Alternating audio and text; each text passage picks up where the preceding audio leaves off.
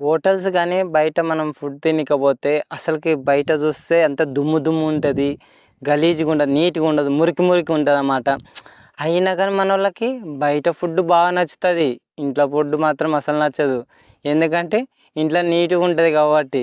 బయట ఆ మురికి అవి అంత దుమ్ము ఉంటుంది కదా, అదే టేస్ట్గా ఉంటుంది, అదే బాగుందంట. వాడు చీదుతాడు లేదా తుమ్ముతాడు, దగ్గుతాడు, ఇంక ఎక్కడెక్కడనో చేతులు పెట్టుకొని అంత చెమట గిమట అది ముట్టుకొని ఇది ముట్టుకొని అట్లా పట్టుకొని చేసినది తింటే వీళ్ళకి టేస్ట్ వస్తుంది. కానీ ఇంట్లో చేతులు కడుక్కొని సామాన్లు ఒకటికి 2 సార్లు కడిగి చేస్తే మాత్రము ఆ టేస్ట్ ఉండదు.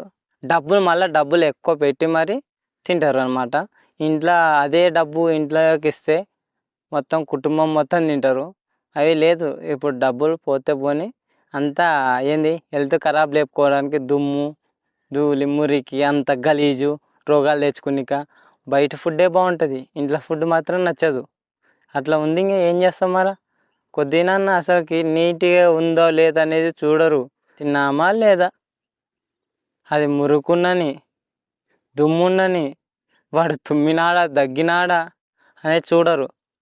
మరి తుమ్మింది దగ్గింది చూసి అంటే గ్లౌజులు పెట్టుకో చేతులు కడుక్కో అని కూడా చెప్పరు. తినేసేది ఇంట్లో మంచి చేస్తే లేదు, నేను బయట ఫుడ్ తింటా, టిఫిన్లు చేస్తా, అవి చేస్తా, ఫాస్ట్ ఫుడ్లు తింటా, అవి తింటా అని అంటారు.